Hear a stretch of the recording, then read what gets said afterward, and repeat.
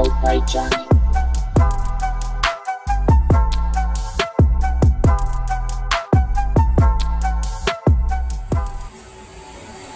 Magandang araw sa inyo guys. Ngayong araw na to may chichikin tayong refrigerator. So ito ngayon tinanggal na nila yung mga laman nila sa loob. So ito walang kalamig-lamig. So checkin natin kung anong problema guys. So wala siyang kalamig-lamig guys. So kailangan tingnan natin kung anong problema. So tara guys, umpisa na natin ang pag-troubleshoot. So guys, ito ngayon yung likod ng rep ng ginagawa natin. So ang gawin muna natin guys, ipuin muna natin tong compressor kung umaandar o hindi.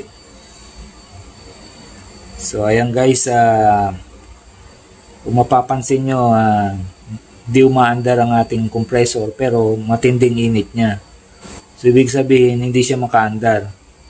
Kaya walang lamig sa loob dahil ang compressor natin hindi makaandar ng tuloy-tuloy. So ayan guys, kung makikita nyo nakasaksak naman siya. Ayan. So ngayon guys, bunutin muna natin para safety tayo.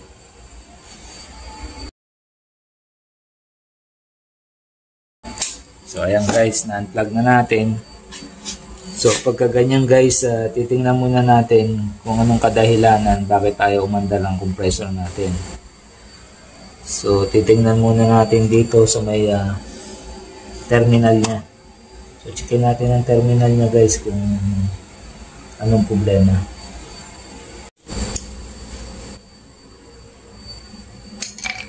So ayan guys, gawin muna natin, baklasin muna natin itong cover ng ating compressor para makita natin yung mga wiring niya at saka mga terminal dito.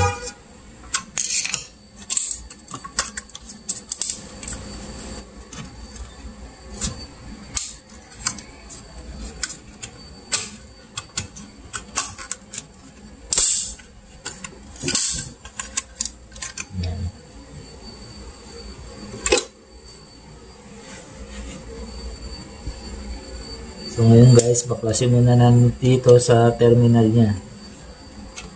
So kuha kayo ng flat screw, sungkitin nyo itong relay niya dito. So tingnan natin yung relay niya, baka kung may continuity o wala na o talagang sira na siya. So testerin din natin ang mga terminal ng ating compressor.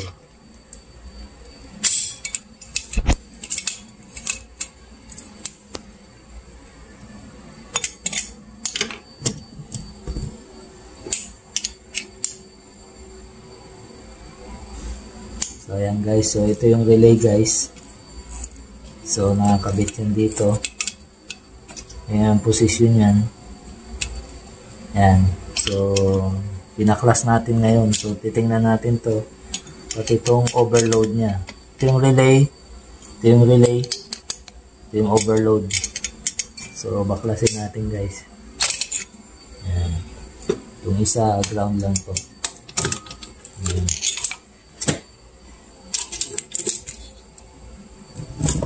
So ngayon guys, gawin natin, patay ng tester.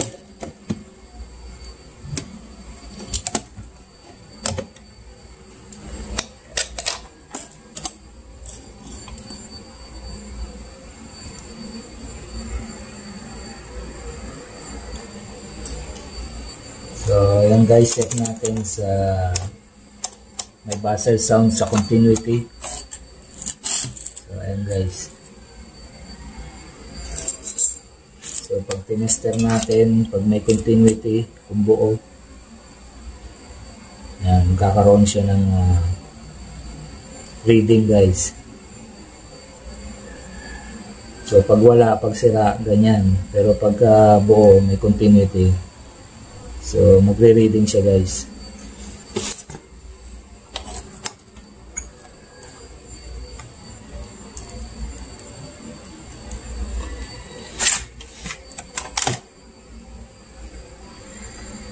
So, una muna natin gawin guys, testerin natin ang ating mga terminal ng compressor. So yung tatlong terminal doon. So ito. So may continuity guys. Ito nasa baba, common niya. So meron. So yung dalawa. So buo ang ating compressor guys. Testerin din natin kung grounded ang ating compressor.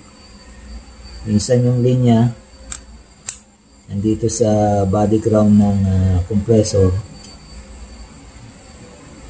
at itututok mo isa-isa dun sa terminal.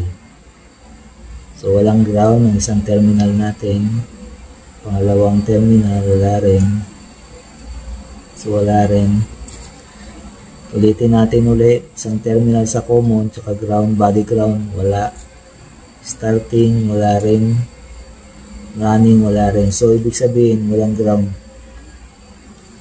Kasi kung merong ground yan guys, tutunog to at may continuity. So ibig sabihin buo ang ating mga terminal guys.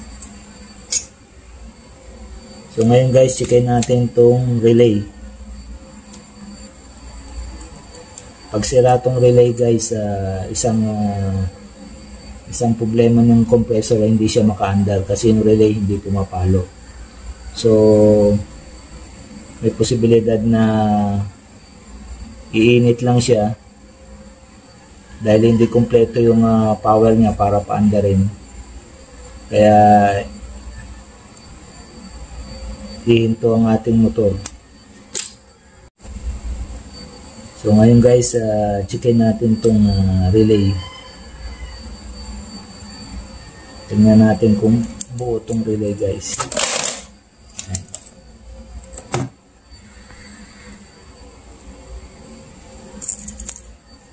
Ayan. Testerin natin tong relay. So lagay mo lang yan sa butas. Dalawa. Ayan, dalawang butas. So wala sang continuity guys. Relay natin. Dapat yan meron guys itong continuity itong relay natin. Siya ang pipitik para paandarin ang compressor natin. So pag sira siya, hindi talaga andar ang compressor natin. Iinit ng iinit ang compressor natin. Tapos yung overload natin, pag sobrang init ang motor natin, siya naman ang magka-cut out. So kaya ayaw tumuloy yung manda dahil sira ang relay guys. So pwede mo rin siyang testingin dito sa ibabaw guys. Ito. Ito. Yung mga terminal niya.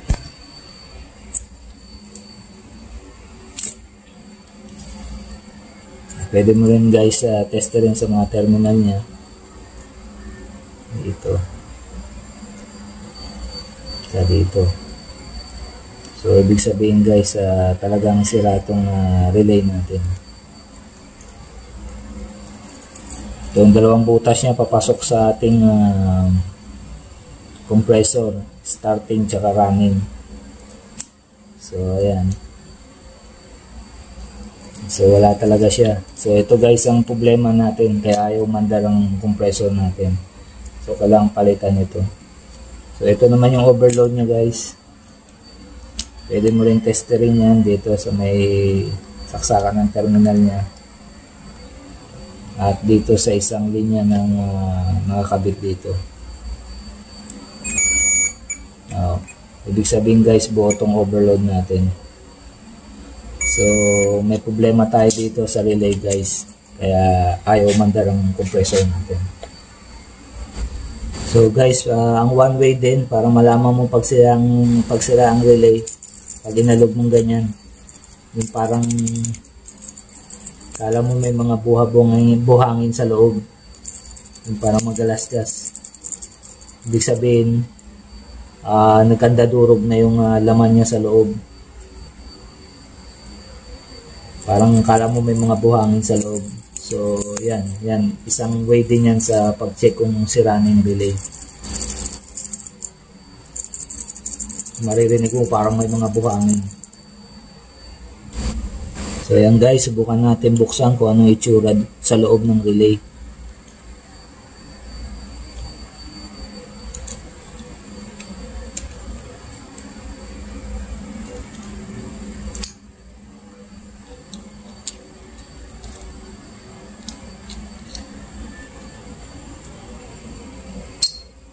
So ayan guys, ito ang itsura sa loob ng relay.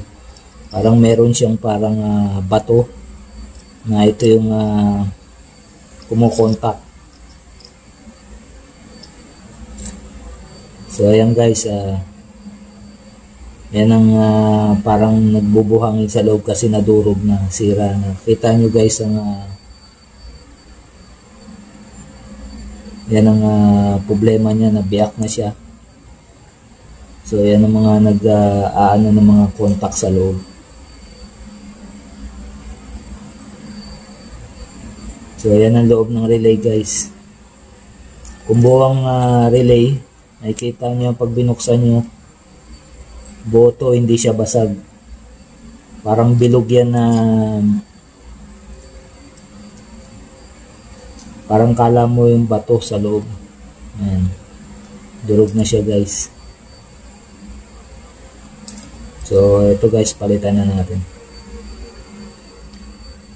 So ayan guys, nakakuha na tayo ng bagong relay. So ito ngayon ang ipapalit natin.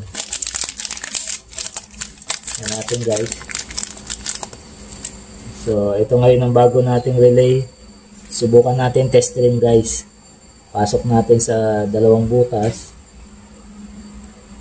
Ayan. Kung makikita nyo guys, mayroong reading.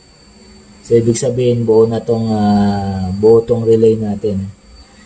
Ito yung bago nating relay, so ito yung kakabit natin. Kanina kung makikita nyo yung sa luma, talagang wala siyang continuity. So wala namang polarity to guys kahit magbalik-baliktad ang pag tester nyo dito. So ayan, kung makikita nyo may reading. So tara guys, kabit na natin para matesting na natin yung compressor natin kung aandar. So ngayon guys, kabit muna natin tong overload.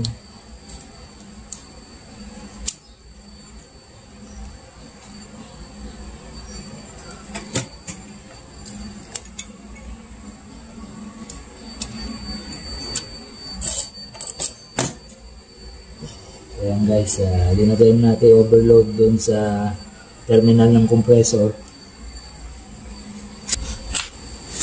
Ayan guys, kabit na natin ang ating relay.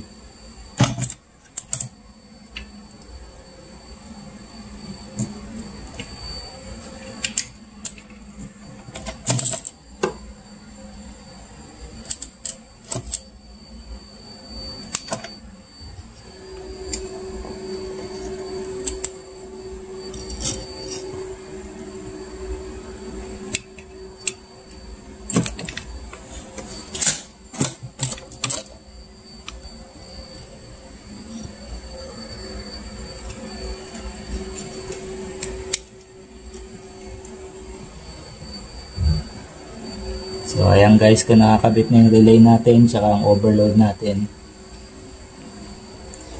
kaya natin takpan guys. Tingnan muna natin kung aandar ang ating compressor. So sabihin na natin ito.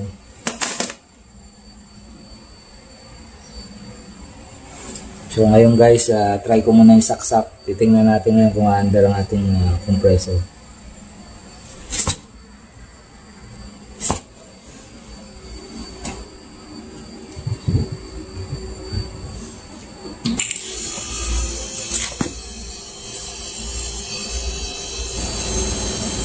Ayan guys, kung maririnig nyo, pumitik ang ating relay at maandar ang ating compressor. So ayan, kung mapapansin nyo, umiinit ng ating discharge. So unti-unti na yung umiinit guys itong ating condenser. Umiinit na rin yan guys, unti-unti hanggang pataas. So ayan guys. So suction niya, nararamdaman nyo unti-unti na rin lumalamig. So saka na lang natin to linisan guys. Obserbahan muna natin. So ayan, kung papansin nyo, ang ganda naman ng andar ng motor. Tahimik pa. Ayan guys, umiinit ng ating condenser. Packet yan dito. So tingnan natin yung evaporator guys.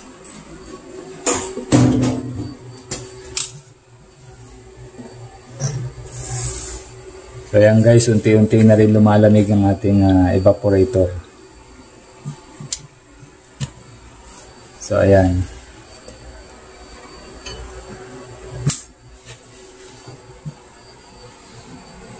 So yun lang guys, yun lang ang masishare ko.